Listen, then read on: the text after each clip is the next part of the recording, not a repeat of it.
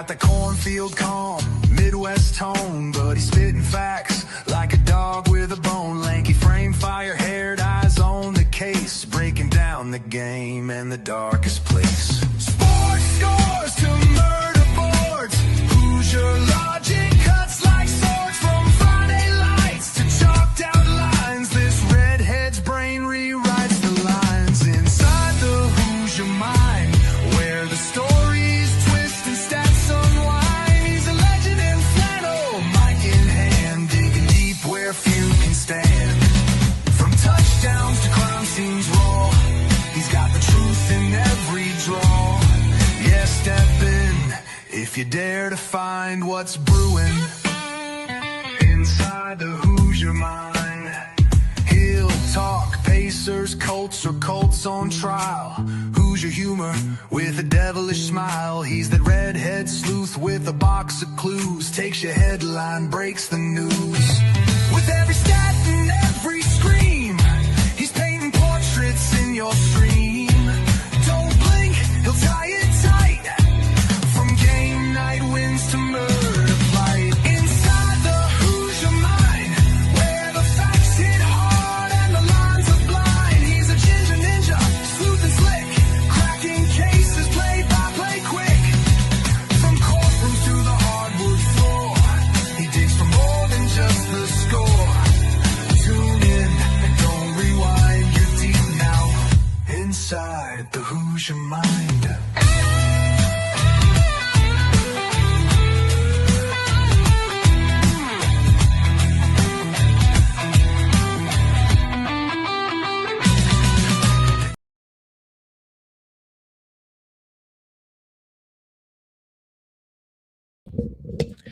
All right, welcome in everyone to Inside the Hoosier Mind, brought to you by Military Broadcast Radio, helping give veterans a voice. A little bit of technical difficulties there, but I am here with an old guest. Well, not old, but he hasn't been here for a hot minute. And Sam Sprunger with a little bit of throwback to the Big Talk days, talking college football. And he's here because we've had so much happen in the world of college football over this past year. And truly, Sam, I feel like there's so much that is now being put to the front of everything. And I truly wonder, it's probably not going to happen for the next 20 years, but I wonder if this is the steps of maybe change coming to the college football landscape in the future. When, we don't know, but that's my first initial thoughts. But appreciate you and happy to have you on the show, good sir. Yeah, thanks for letting me come back on and chat with you. I got to move myself over a little bit because I see the other shot, the up and down shot I'm barely seeing. There has been a lot in football in just the past 5 years that we've seen. It's not your what is it? It's not your grandpa's. Yeah, not your grandpa's NCAA college football anymore. But honestly, we've talked about this in the past, and at that point, I was saying within the next 5 years, I think it's going to be even more drastically different. And I think the way things are developing now, it's going to get to the point where I think you're mistaken. I think it's going to happen in the next no more than by the time we hit 2030. We'll have an extremely different, and maybe 2032, because I think that is when the ACC's TV rights or whatever their thing. Technically, they're 2036. Is it 20? Oh, okay. Well, it'll be by 2030 then. Is what I was thinking. Maybe they'd ride out the storm, but 2036 is way too long. Well, and I feel like too, with how antsy teams are getting, and especially because you look at teams like Miami right now, they have a pretty big case of, hey, we didn't even compete for our conference title, but we got in, and we're making they're having kind of an Ohio State type run that Ohio State had last year. And so who knows, what noise will Miami make? What noise will Florida State? What noise will Clemson make as far as can they get out of the ACC or in that TV rights deal, or just get it renewed? Maybe we do end up keeping the ACC. Who knows? I honestly, the way I'm seeing it, and I think it was it Chip Kelly a couple of years ago just kind of threw out there, why don't we just take the top 64 teams, put them in the first top division of football, then the next 64, and then basically 3 tiers of Division One and make those the different tiers in which basically conferences don't exist. Because let's put, here's the thing: if conferences mattered, USC, Oregon, UCLA, and Washington would not be in the Big Ten. It's clearly just the money grab. So, geography doesn't matter anymore. So therefore, those conferences really just don't matter anymore. You have the top 64 teams in, they can just be the top 64. You know what I mean? And I think I've seen people bring up the fact of, you can even set it up to where the top two teams from the bottom two tiers get promoted, and the bottom two teams from each of the top two tiers get relegated. I think that's a brilliant the soccer style from the the UEFA or whatever you want to call it, soccer style of relegation and promotion. I think is amazingly wonderful to think about, and it might help do some good things in the game of college football. I think it's eventually going to be, college football is going to sit on its own, out with no sort of conference alignment or anything, and you'll have all the other sports, basketball included, all the other sports go back to their regional style of conference, and you probably see the Pac-12 come back. Yeah.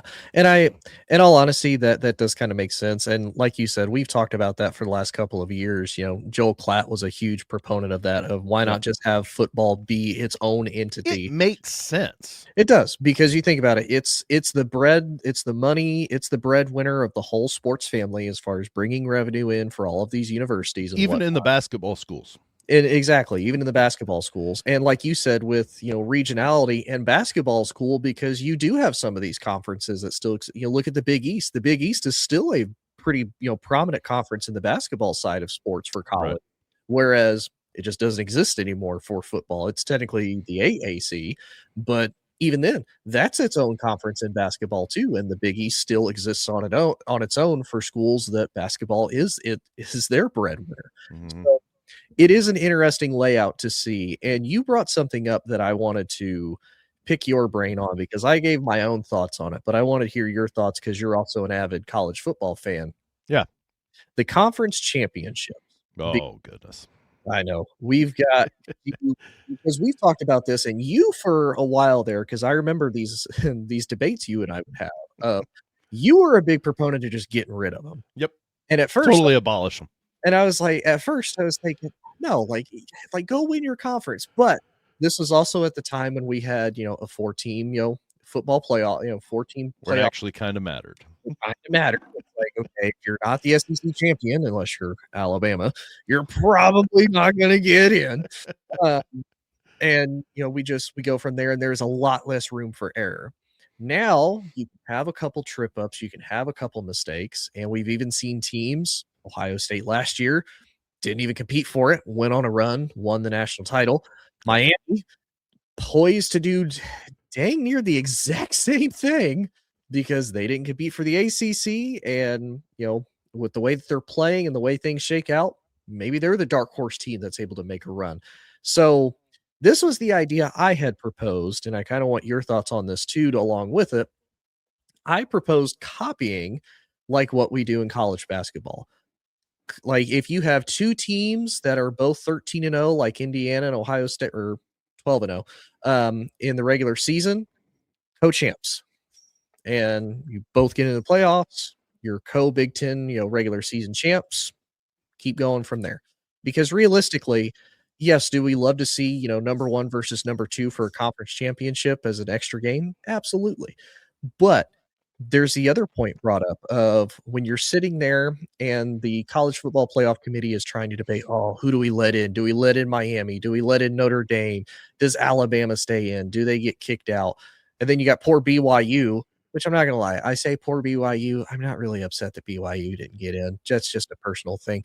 But realistically, if you're sitting here like, who do we put in, Miami versus Notre Dame? Well, Miami won the head-to-head matchup. That matters. Got to. It has to matter, because if it didn't, then why play that goes out the window. But we could also make the argument, if you want to keep conference championships, that's fine, But then you're like, oh man, what do we have these two teams do? I don't know. They're not playing for a conference championship, especially if they're Notre Dame or they're Miami this year. Have them play again. That's an extra game. That's more money. And let's say, by this time Notre Dame gets the win in. Okay, well, now you really do have a difficult decision of, okay, do we put both of them in? And I know you had mentioned maybe we expand to 16 teams, so maybe that becomes less of an issue. But with all that being said, your thoughts on conference championships, everything to go along with that. A lot to unpack there, and I've got a lot to unpack with it. Conference championships, I think, need to go bye-bye because, at this point anymore, the committee has already said that it only matters for some teams. It doesn't matter for other teams. At this point, you're going to have teams start opting out of playing for their conference championship simply because then they don't lose. And Alabama got housed. They absolutely got housed and gave them the third loss of the season. They looked horrible doing it. They just looked like, sure, they beat Georgia in the regular season, but like you said, what is that draw? Your same comment of have Notre Dame and Miami play. What's it matter? What does it matter? Because Georgia Alabama was a replay game of a game they played earlier in the season, won by Alabama. Right. So what does it matter if they play again and the other team wins? It didn't matter for Alabama. The fact that they got just absolutely their doors blown off in the SEC championship. But yet you have and notice the attire today, because I've got some comments about one of the quarterfinal team or the semifinal teams here. Right. So take this. BYU got screwed. Yes, they because they went and played in their conference championship and they got beat pretty handily. Don't get me wrong. They got beat handily, but they only lost to one team all year. Yes, they lost twice, but they only lost to one team all season long. And the fact that they got beat in the Big 12 championship, they got punished for doing that. But hey, they'd be the poster child for opting out. And remember when the committee said, no, if you lose your conference championship, you will not be punished. Yeah, remember a few years ago when we were all still on Big Talk together, USC got beat by Utah. They were in the playoff until they got beat by Utah, and that was the benchmark game that they went on the record to say losing in the conference championship will not hurt you in your bid for a playoff. Mm-hmm. And then a few years down the road, they do it to BYU because they had to somehow push Alabama into the playoff. Yep. Do I think that they deserve Alabama? No, because they were a three-loss team. Mm-hmm. That yes, they ended up beating Oklahoma, but honestly, I think whoever plays Oklahoma's beating them because Oklahoma couldn't score points. Yes, and that was their biggest downfall all season is they couldn't score points. And you know what? They were probably going to get beat by whoever they played, period. Yeah. I mean, that's my strong feeling on that. I really do feel that they would have lost no matter who they played. That's not damning Oklahoma. They just had a season to where their offense couldn't do anything after their quarterback, I can't remember his name, got hurt. John Mateer. Yeah, Mateer. After he got hurt, they couldn't do anything offensively even when he came back. I mean, it was such an anemic offense. But I think a better thing, especially with the fact that there are going to be multiple teams from these big conferences that will make the playoff. We knew Ohio State and IU were making the playoff. Yes, we knew that. Yep. Win or lose, no matter what. Win or lose, both were making it in, and both were getting a bye. And I've got a thing about the bye too. Why not make that a 3-4 matchup? Yes. Instead, so it's a play-in.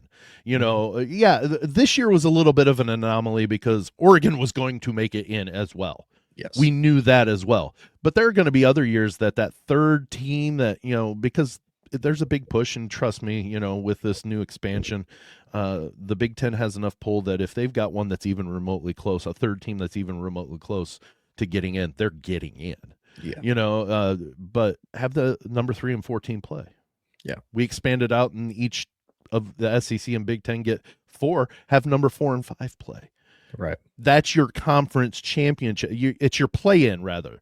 Those top two teams are making it in. They don't need to play just to get the pretty trophy. They'll get a trophy anyways. You know, they'll have the co-championship, just like you said. Mm-hmm. But then 3 or 4 and 5 play each other to get in. Yeah. And you still have that money. The Big Ten gets that money. Yep. They can still have a big weekend in Indianapolis, pulling in, these teams that don't normally come in, and have a beauty pageant and have that winner goes to the playoff. Yeah, it's a winner go home, win or go home. And that is what I think will probably end up happening, because I honestly think, Tony, for the last for the whole 2 years that the 12-team playoff has been in existence, there's already a need for 16 teams, and I'll explain why. And I haven't talked to you about this, so I don't know if you agree with this. I would, knowing you probably agree with it to a certain extent. What's the record of teams that got buys in those 2 years? Oh, they're 1-6. Or no, 1-7. 1-7. 7. Yeah. 1-7. All of them lost last year. Only with one. IU being the only one to win their game after getting a bye. Yes. So 7 of the top 8 teams in the 2 years in which this has existed, they've all lost. Yes. That can't happen anymore. That is such a bad look. And it's not saying that those teams that beat the bye teams didn't deserve it. They played better games. They won the games on the field. Yeah. But at the same time, you can't have your top 4 teams going, oh, well, which 3 of the 4 are going to lose, or all 4 going to lose, you know, and it would be oh goodness, all 4 of them won. Like, it'd be a shock if the top 4 seeds made it to the Final Four. Right. With this matchup, or with this setup. I think they're going to have to expand to 16 just so those top 4 teams, well, in this case, the top 8 teams in that first round all host a game. Yeah, and they all play at week least 1. one person, yeah. They all play week 1. And if they lose in the first round, well, guess what? Maybe they shouldn't have been a top 4 team. They fooled us all. Or they play a hot team. It's gonna have to go that way, or it is such a horrible look for the CFP when 7 of your 8 top 4 of your top teams in the 2 tournaments you've held have all lost in their first game. Well, and so here's the other funny thing, and I, like you said, it realistically has more just to do with the college football playoff committee than it does more than anything. But I was almost going to ask, how many of these teams do you think, say you're playing one of your last games of the season, right? It's like, I'm the 1 seed right now. I'm going to get a bye. What if I trip up one of these games? Yeah, I don't want that bye. Let somebody else take that. I don't want it. No, I don't want it. I'll take an L. If that means that I can just keep going like week through week and we'll just keep rolling with all the momentum, I don't have to worry about taking a break. I don't have to worry about guys, getting complacent or late. No. Because guess what? L. Because guess what? If you get up by 35 in your first round game, you can rest your starters. Exactly. And they still get half of a bye. You get experience. Your younger guys get experience. So that way, if they have to come in a game that matters. So yeah, that I thought about that too. Cause like you said, when we talked about it after, Georgia lost to Ole Miss, it's like, man, really 1-7. And the only team to do it is IU. And they actually beat their opponent completely down, which I hate Alabama so much. And again, I call out my attire because of this. I changed my tune on New Year's Day just because I couldn't bring myself to actually hoping. But I hate Alabama so much because they won and had to play IU, and it made me want IU to win because I wanted to see the SEC's collective heads just explode because IU beat the vaunted and historically wonderful always getting in Alabama. Oh, the dynasty. It kills me. And you know what? Of the 4 teams remaining, IU is clear and far above the best team in that field. Yes. Is it going to be hard to beat Oregon a second time? I think so, but I think they do. And I don't care who they match up against. I don't see them losing. I really don't. I don't either. Simply because they had the week off and still won by 35 against Alabama. Well, and let's say this too, because again, I know you're not an IU fan by any stretch of the imagination. You are all black and gold for Purdue. What is that truly though? What does that say about the coaching now though? Because, and I'm not saying this as a slight to Marcus Freeman. I'm not saying this is a slight to Kirby Smart. I'm not saying it against Kalen DeBoer or any of these coaches or anybody who was a head coach that got a bye. What does that say though, when, Kurt Signetti is able to keep his team pretty much in the exact season form that we've seen them be all year long, with this is how we're going to prep, this is how we're going to work, this is how the on-field execution is going to go.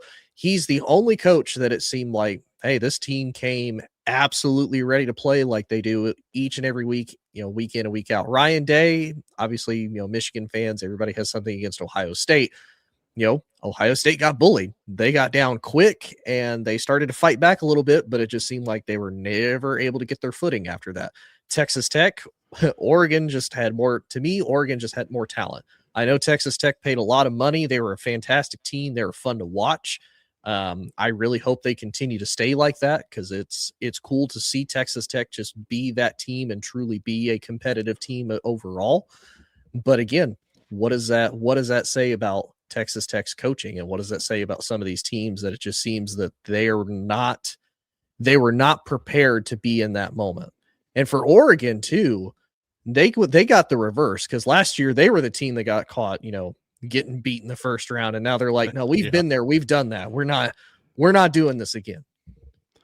I honestly think, and you can disagree with me on this. This is perfectly fine. Of all the stuff that I saw leading into that quarterfinal weekend, there was more and more stuff written and reels published and everything saying how Alabama is just going to go in and lambaste IU.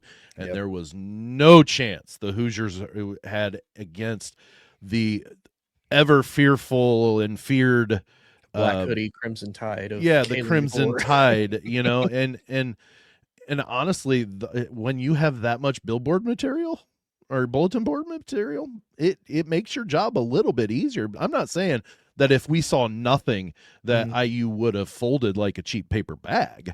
Yeah. It would have been up maybe a lot closer, but like, you know what, when I forget who it was that I saw, they did the analysis of overall talent on the teams. Oh yeah. Alabama had the 7th best talent on their roster. IU had the 72nd best rated in college football. But when you've got, okay, hey guys, you just accidentally ended up, all year long, what has Paul Feinbaum and all those moronic SEC people said about IU? If they were in the SEC, they'd be a middle of the pack team. They just beat the hell out of your middle of the pack team. Yeah. Oh yeah. If IU was in the SEC, it wouldn't even be a competition right now. Blah. Blah. I don't care. And so, and obviously, I'm assuming you feel probably the same way about Paul Feinbaum with his explanation. So it's like, okay, so that's a smack in the face to Oregon, because IU went up to Eugene. It's not like they beat them in Bloomington. If they beat them in Bloomington, okay, maybe Oregon just had trouble on the road. No. They went to Oregon's home, smacked them in the face, and then came back. And then your defending national champions, who for the most part, everybody sings their praises of Ohio State, beat them for the Big Ten championship. And like we talked about, in a game that realistically didn't matter, both teams were getting in no matter what. But one was going to be one was going to be a 1 seed, one was going to be a 2 seed, no matter what happened. That was going to be the case. So that to me is just, it's such a smack in the face to some of these teams. And oh, absolutely. And there was some other idiot, and I don't mind throwing that word out there because it is a legit idiotic statement. I forget who it was, and it bugs the crap out of me that I can't remember who it was. He said, he posted on X that said, finally, we get the matchup in the semifinals. Oregon against IU, and they get a chance on a neutral. Oregon gets a chance on the neutral field to show just how much better they are than IU. IU beat Oregon in Oregon. They didn't beat them in Bloomington. I don't know what in the world. That is the most idiot. Like, think about what you're saying before you hit post, because IU traveled across the country and beat Oregon at Autzen Stadium by 10 points. Something that their defending national champions couldn't even do last year with who was supposed to be one of the best teams in the country. And they couldn't do it. They could not beat them in Oregon. Yeah, and so like and I hate that I have to sit here and defend what IU is doing this season. I absolutely hate it. I hate it. I hate it. I hate it with a white hot passion, Tony. I hate it. But the fact remains is they are the best team in the country, and it's not even really that close. I really don't think it's even that close. So real quick, because they say we don't have to go over all the games. Yeah. Who do you have winning out of IU versus Oregon? I think I kind of hinted at it. I think IU's going to win that game. It's going to be a lot. It's going to be as close as it was when it was in Eugene. Honestly, I think it's not going to be a blowout like IU and Alabama, little brother Alabama. Right. But I think just the way that Cignetti he has got something about. The look on his face with just the eyebrow curl up when DeBoer actually went for it on fourth down. He's like, really? Are we measuring? Is that what we're doing? Yeah. And he's like, that's fine. Mine's bigger, and they showed it. I just really, I hate that I say this, but I really like the way they're playing football, and they're going. It wouldn't be a shock, but it would be a surprise to me if Oregon walks away winning. So real quick before the next part of that, part of me kind of thinks, and this kind of reminds me, because obviously everybody made note that all of the coaches now in the Final Four have a tie to Nick Saban in Alabama, which Paul Feinbaum is just absolutely relishing in that it's still a win for the SEC because it's a Nick Saban coach. Yes, because they all coach in the SEC because that matters. But but nonetheless, though, it almost kind of look like that Coach Cignetti is kind of the not really the stepchild, but kind of like the adopted child that is truly having success, and the true blood-born son of Kalen DeBoer is just fumbling constantly as far as losing to bad teams. And, Alabama's Coach Saban is having to really cater and really, advertise that no, Alabama deserves to be in. Alabama deserves to be in. Let me kind of retake the reins of coaching here. But Kalen, you're still the coach, but I'm still on campus, so I'm going to help you recruit and I'm going to help you coach. Like, does it kind of feel like that to me? He's still got an office in Tuscaloosa. Come on.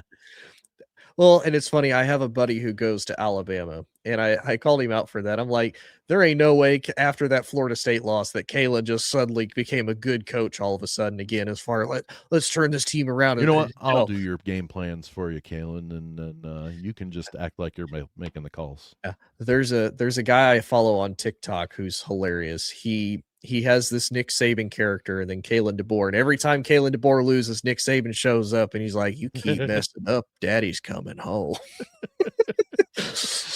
He's going to come home with the milk. Literally, and the oatmeal cream pies, because Miss Terry, he's tired of having to clean after Miss Terry. But so you've got IU more than likely beating Oregon, making it I think they win by 2 possessions, probably a 10-point type of thing. And you know what? It may be a touchdown late makes it 14. I really don't. It's going to be one of those, if you remember the championship game, the Big Ten championship game last year when Penn State and Oregon played. Penn State got close, and then Oregon would puff it out. And then Penn State, it was like Oregon just had them always at an arm's length. I think that's what it's going to be. Okay. So then who do you have on the other side with Ole Miss versus Miami? This one's a hard one because I really do like what Ole Miss is doing. I really do. But it's hard to dismiss what Miami's done with their life that they got. Yes. And so this is going to be I think a field goal, kind of like the game against Georgia, to where, that field goal at the end is just going to, basically end it. Give me Miami. That's who I picked. It's one of those, and it's funny. We have a guy that we work with. He said, he's like, it's all about the U, man. I'm like, I don't know. And they face Texas A&M. They get the upset. I'm like, okay, I wasn't expecting that. Okay, I was like, oh, but against Ohio State, no, there's no way. Like, oh my God, they beat Ohio. Well, I can't pick them against Ole Miss because I'm 0-2 picking against them. So I guess I got to go for them. It really is they're making the best of their gift. And I put those in air quotes because I really think it should have been BYU and Miami that made it in, not Alabama and Miami. But I agree. That's neither here nor there because it wasn't the way that it happened. But and you know what? Real quick before we move on, or talk even further, Notre Dame needs to get over themselves. Getting mad at the ACC about them promoting at Miami over Notre Dame. I don't care what kind of quasi membership you belong to the ACC with. Miami's paying money to the conference for every round they move on to, and all the money that they bring on, they're promoting them. They're not going to promote a team, a school that has a relationship but doesn't pay a stinking dime to them because they want to remain independent. You know what? You made your bed. You lie in it. You know what? If you would have been part of the ACC, you would have been in the ACC championship. You could have won it, and you would have had no argument whatsoever from anybody when you got named as a team in it. Period. Yes. Shut up. Shut up. And that's been or join a conference. One of the two. And for the most part, that's been everybody's argument. Just join a conference. Obviously, you weren't happy with the Big Ten years ago because the Big Ten snubbed you, disrespected you, whatever you feel the case may be. So you went to the ACC, you decided to flirt with them, you liked that relationship a little bit more.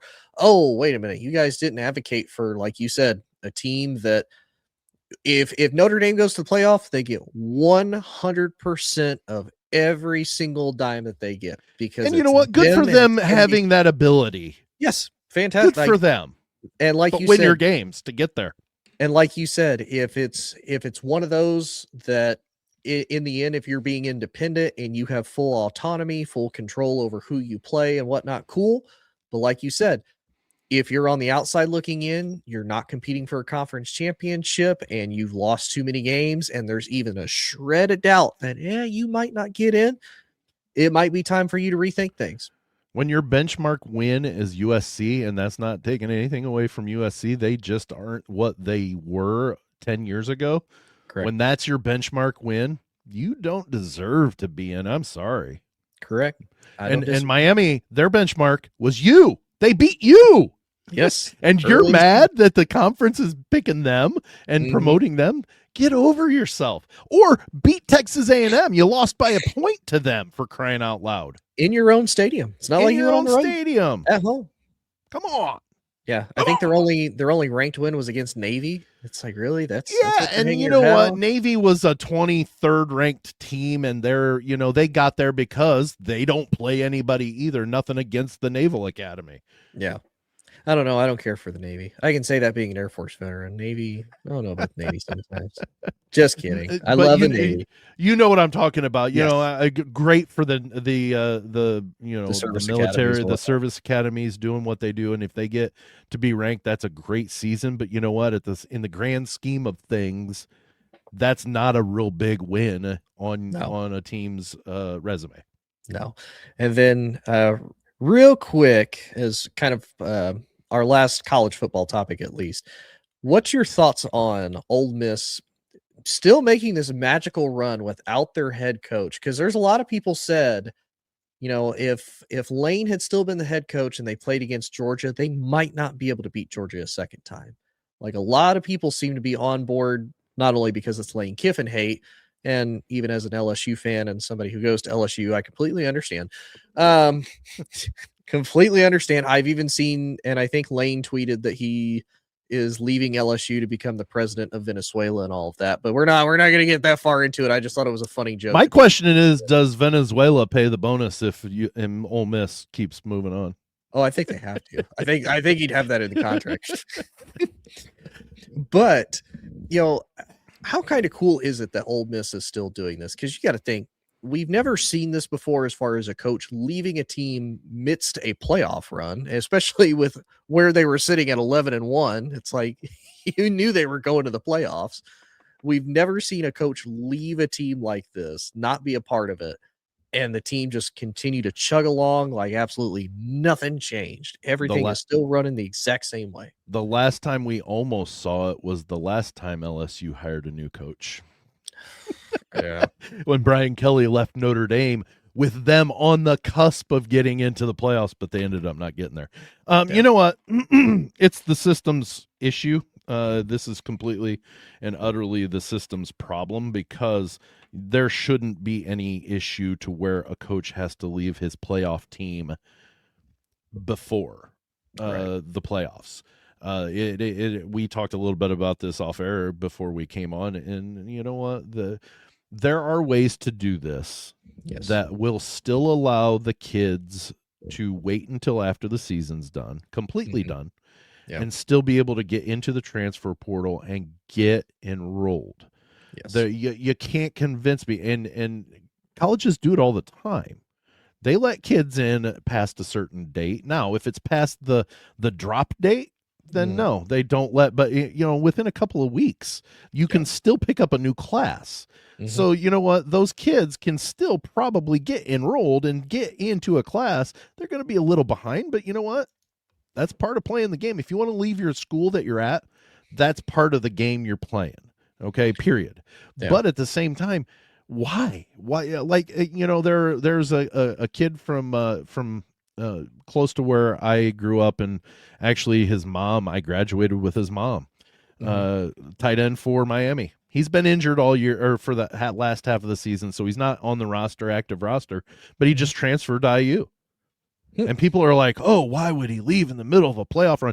He's hurt. He's not playing, so really he's not a big hit to the roster. But at the same time, he's got to, in order to get enrolled and be able to, according to the NCAA, you've got to be enrolled by a certain time for him to be able to take spring courses at IU. Yeah. That shouldn't be happening. That should, Bo Pribula last year should not have left Penn State before they went to the semifinals, for crying out loud. Yeah. It just shouldn't happen. And coaches shouldn't be able to leave that quickly, but I understand why they do at the same time. Yes.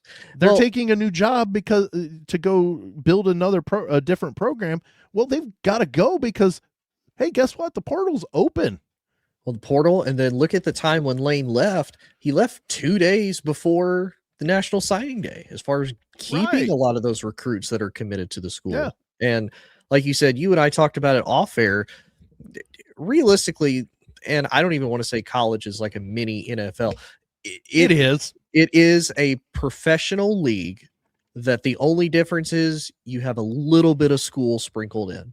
Well, and you have free agency that hits in the middle of the playoffs. Correct. Which to me, like you said, for the fairness to not only the student athletes, but the fairness to the coaches, and realistically, every single team across the board, whether you're Power 4, Group 6, or anything in between, to me, open season, free agency, job interviews, tampering, which is essentially what they're trying to avoid, or at least what Ole Miss is trying to avoid, even though they're still letting the offensive coordinator go to LSU, but still come back to help coach Ole Miss into the playoffs.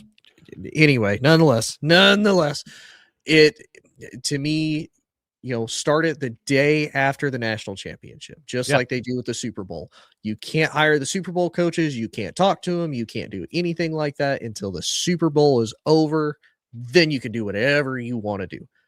I would say do that immediately the day after. You want to transfer, here you go. Like you said, and give it a timeline. Like, isn't there something to where they can talk to them in the NFL? They just can't officially hire them. They can have preliminary talks with them, but they can't go in-depth interviews. They can at least make contact during, but they can't hire them away. Right. And yeah, that's like the only, kind of fine line that they tiptoe and whatnot. Right. So to me, they need to fix that calendar. Because here's the other thing too that I think, and I kind of want your thoughts on it. I think I know how you'll go, but I just want to see, because you look at where the signing day is. Signing day is before the playoffs even start. So you got National Signing Day. So kids that are, like, oh, hey, I'm already committed to the school. For the most part, those kids kind of already know if I'm going to stay at this school or not, depending on what their status is, depending on what they're going for. Most of them are probably going for not only money, but also maybe even to compete for a national title. Why not move that to after? Because the kids are either going to stay or they're going to not. Or again, when the transfer portal opens, I think even some of the kids who commit, they can be like, actually, you know what? I changed my mind. I'm going somewhere else. Okay, bye. Well, look at the quarterback from Notre Dame that committed to Nebraska, and then a day later, after being on campus, yes, goes to Kentucky. Yes. Yeah. Like, yeah. So it's totally doable. It is. It's 100% doable, but it's just crazy that's the case. I do want to talk though, because this can tie into college, because it is an interesting topic that actually just happened before the show with Sam and I started. Of John Harbaugh is fired by the Baltimore Ravens. He's only the third coach technically in Baltimore Ravens history. He's the third to get fired. He was with them for 18 seasons, and now he is a free agent coach, free to go wherever he wants to go. My pitch is I think he should go to college, because he's the big brother. He won the Super Bowl, but he's never won a national title. However, little brother has not won a Super Bowl, but is now back in the NFL to try to achieve that with the Chargers. But he has won a national title at the collegiate level. And much to Sam's point, is it still kind of that brotherly measuring contest of, no, I'm the better brother. No, I'm the better brother than you are. And Sam, you brought up the good point of, if he does decide to go the college route, there's really not a lot of the good openings left in college unless we just see something crazy happen between now not and out of the realm national of possibility championship. either. Correct, because it's college football. Anything is possible. Right now, I believe the only opening left is Utah as far as big Power 4 openings. But Chapel Hill may be open because, their coach wants to be in the NFL really bad. Hey, don't Chapel Bill. Yeah, right. Wait, does Jordan come with him, or does she stay at North Carolina? Is she still taking classes at North Carolina? Oh, sorry, she's older than that. I'm sorry. I didn't know she was old enough to leave school yet or not. I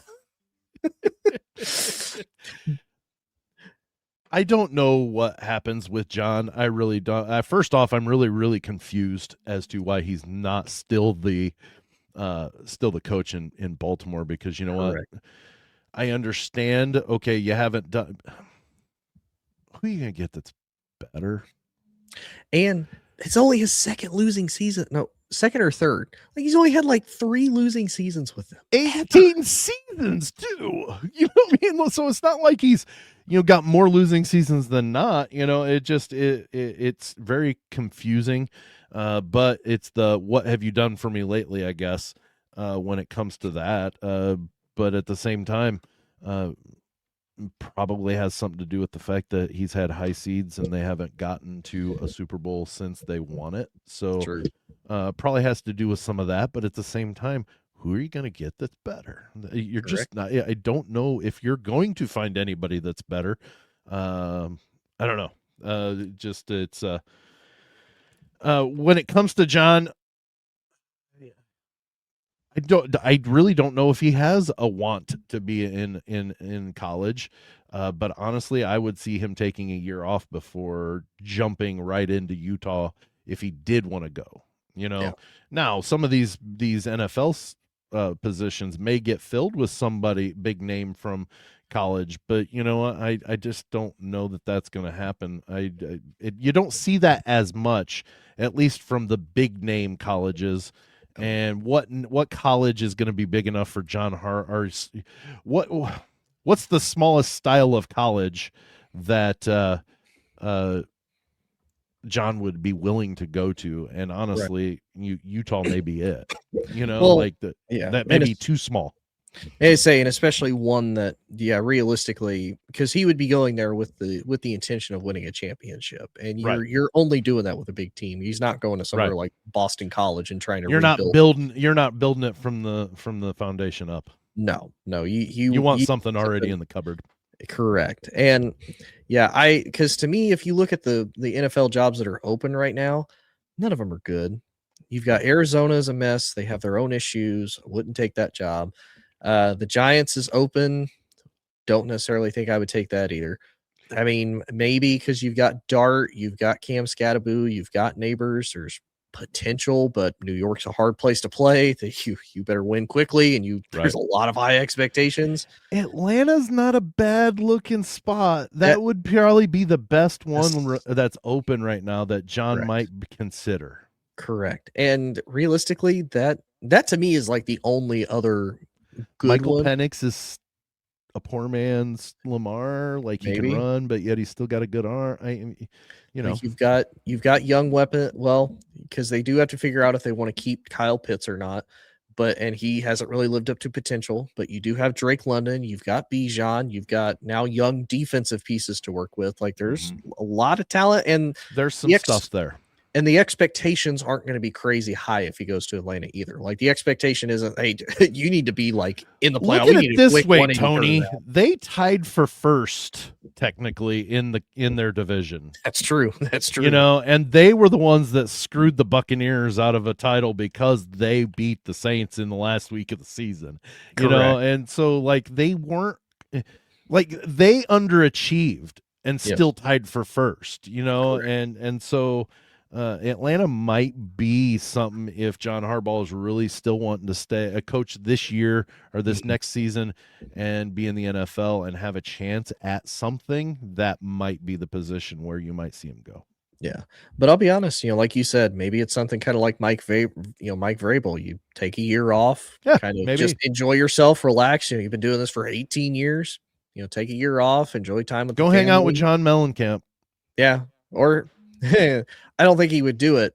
How funny would it be if he joins his brother's staff? Oh, wouldn't that be great? He could join him. He could join him for next week's game. He could. That would be kind of awesome. I'm gonna be honest. Like, okay, let's see if you can become the first brother duo to go do something. That's they'll go right into the first round playoff loss. Yeah, first round bounce.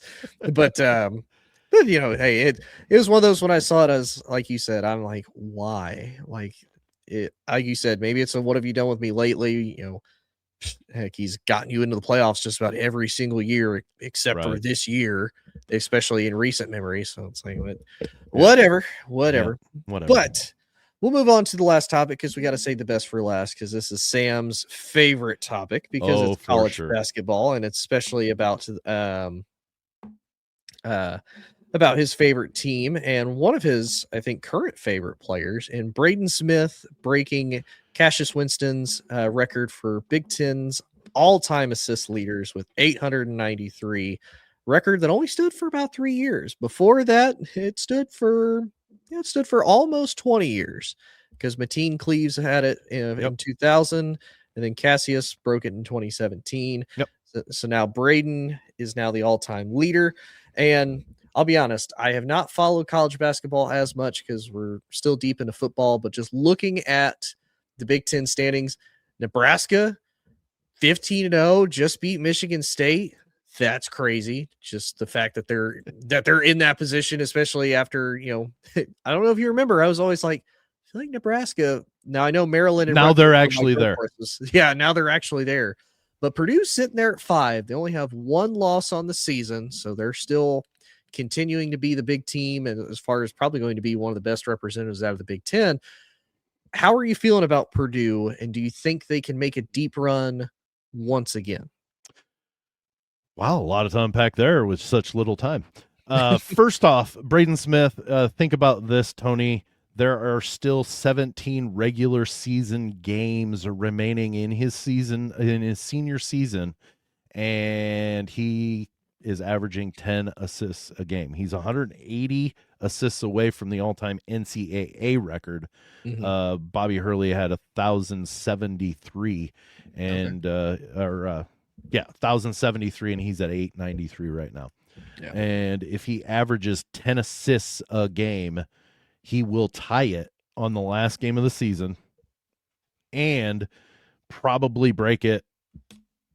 Or, well, he won't tie it. I'm sorry. He'll be 10 short going into the Big Ten tournament and probably break it either that first game or the next game after that. So, I mean, it's not a foregone conclusion, but you're almost looking at an ESPN predictor of like 96%, that he's going to break this. Barring an injury or anything crazy. Right. And that's going to be the Big Ten mark now.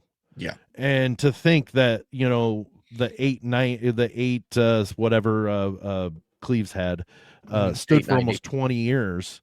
Mm-hmm. And then, you've got Braden Smith who comes in and he's breaking the new record 3 games into the Big Ten season, 3 games into it. And he's got 17 more.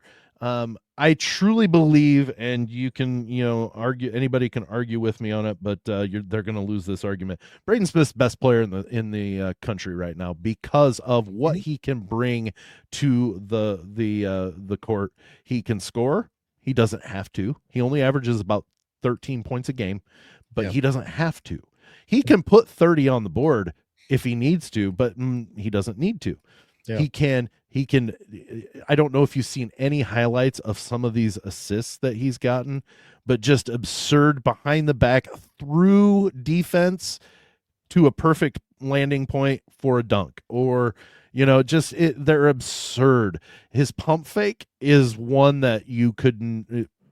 I think Stevie Wonder would go, "Oh my gosh, that is amazing," because he literally will bring all of his pivot foot, all but the toe, off the ground, come back down and watch the guy go sailing by, and then put the jumper up. Yeah. What he brings, you've got to respect the fact that he can drive to the hoop, and whoa. If you put too much defense on him, he's going to find the open guy right there at the hoop for the lay-in. He is so threatening when it comes. Does he make mistakes? Sure, everybody does. And does he get a little carried away once in a while? Sure, everybody does. But at the same point, the fact that he contributes either points or assists wise for so much of Purdue's offense just to me says he is by far the best player in the country. It just really doesn't, to me, at least at this point, come even close. Well, and I'll be honest too, and you can correct me if I'm wrong, because like I said, I haven't watched as much college basketball this year as I did last year, with the exception of probably him. And I only say this because you're a Purdue fan and I know you watch Purdue. I feel like there's not that star player like there was with Cooper Flagg. Like Cooper Flagg was kind of the headline player last year of like, oh, he's the best baller in the nation.